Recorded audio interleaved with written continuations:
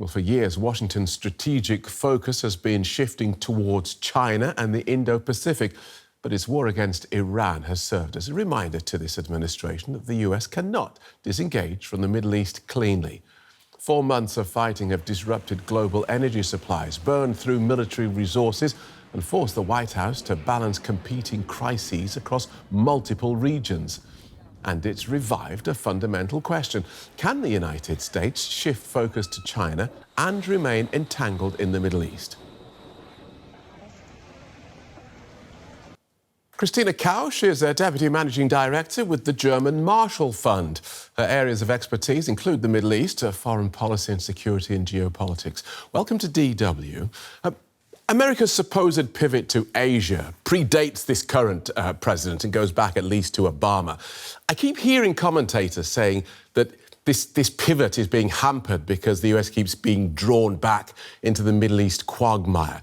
Is that a view you share? Because lots of us can't understand why the world's only remaining superpower can't achieve two foreign policy goals at the same time. Yes, Phil, I think that's absolutely right. We can see that unfolding on the ground ever since Obama announced the US's intention to pivot to Asia. Successive US presidents have had enormous trouble, especially withdrawing from the Middle East or reducing its troop presence, its political capital in the Middle East, because US interests that are entrenched in the Middle East have always, and successive crises have always, in the end, drawn the United States back in. And this war with Iran has only been the latest installment of that. The Trump administration argues that military action against Iran has restored deterrence. Again, is that a view you share? Because regardless of the many egregious sins committed by the Iranian regime, one narrative that is hard to disagree with is that we have these plucky theocratic despots successfully holding at bay the most sophisticated military force the world has ever seen. I think what we can see very clearly in this conflict is that superior military capability doesn't equal deterrence. I disagree with President Trump that deterrence has been established because, in fact, it is Iran that really is, ironically, I would say, in a more powerful position because it still has all its deterrence in place. What is even more, it's in addition to its traditional deterrent, the nuclear stockpile, it has now, thanks to this conflict, even greater, equal or greater global deterrent, which is its control over the Strait of Hormuz as one of the major global shipping lines and the key to global oil and gas. So I think quite the opposite is true. Iran is in a more comfortable position. It can sit this situation out, whereas it is the United States that is struggling to regain control over the situation. And you said there military might does not equal deterrence. This is what we've learned. Is it clear to you why the US has not just thrown more military resources at this problem of their own making and just flattened Iran, as Donald Trump has threatened so many times? First of all, the United States has generally a problem of strategic overstretch. As you know, there is the war against Russia in Ukraine going on, where the United States also holds significant stakes. At the same time, there is the sort of more low-lying potential confrontation with China in Asia. So.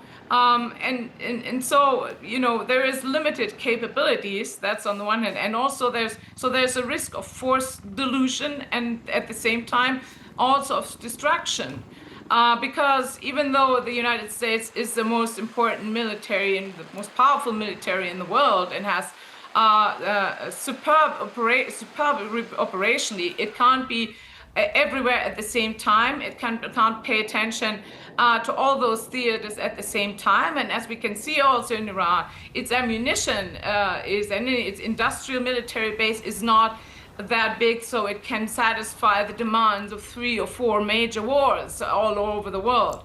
And that's it. But beyond that, it is also, of course, the question that whether a full-out attack on Iran would have served United States strategic interests and objectives. And I think what we can see very clearly is that from the beginning of this latest war episode, U.S.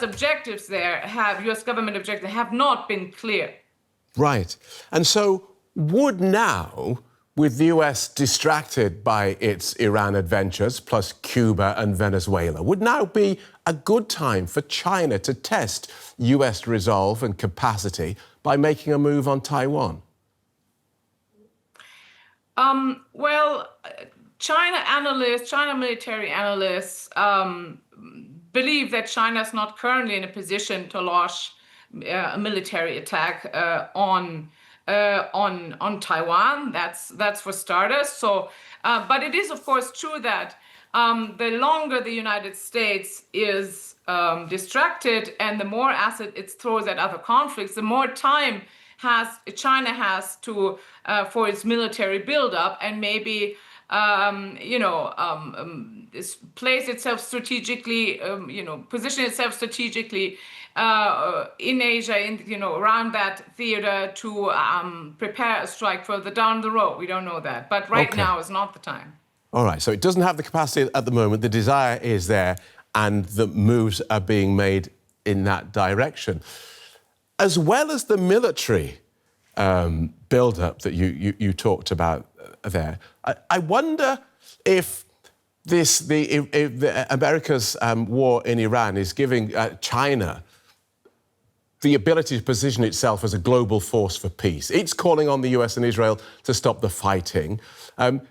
Beyond political and diplomatic rhetoric, are there any substantial benefits to China from America's entanglement in this current war in Iran?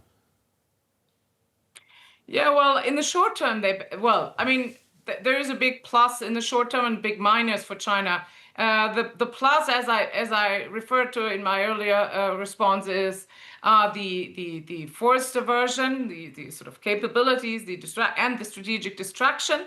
But of course, the big minus for China, the big disadvantage, is that China gets a large portion of its natural resources, of its energy from the Persian Gulf. It is the main energy client for several Gulf states. And so the lack of access to the Strait of Hormuz, the need to negotiate with the Iranian regime on possible agreements to pass or to pay tolls for ships and so on, this is a huge toll on the Chinese economy. And although they do have some reserves, we don't know exactly for how long those last. That will come to an end at some point, and then China is going to get into economic trouble. So for China, it's really a mixed bag. Right. Give us your thoughts on how this Iran conflict has changed perceptions of American leadership, not just in Europe, but around the world. Because what we've seen is this mighty military machine. We've seen a lack of strategic oversight. We've seen a lack of distinct military wins. How has the view of American political, diplomatic, military leadership changed as a result of this Iran war? Yes, well, I think that's the right assessment. I don't think this change is only because of the Iran war. I think this has been the latest event in a chain of events, in particular, that have unfolded over the last year or year and a half under the second Trump administration, where on the one hand, US allies have experienced that the United States under this government is increasingly erratic, unpredictable, and volatile, which means that not only in Europe, but also in the Persian Gulf and other places where the United States has long-time structural allies, these allies move more towards establishing, trying to establish independent capacity, strategic autonomy, as it is called, not only in Europe, but now increasingly also in the Gulf and other places. And more broadly, in the so-called global South, so even among the countries that are not structural US allies, I think there is the string of events that we've seen over the last years has really nurtured that narrative that has been put out there and instrumentalized in a way by China, as you mentioned before, that the United States is really not interested in international law and really does what is good for itself at any given moment, and really doesn't respect the principles it asks others to respect. Right. So in that opens like a moral vacuum in a way that's left by the global hegemon that others can try to step into. And what about for the United States? Do you see any evidence that lessons are being learned there about how to wage a war? I mean, are strategic lessons being learned from what is clearly something of a debacle? I don't think we have a lot of insight into the inner workings of the White House and the different U.S. administration entities that are implied in this particular war.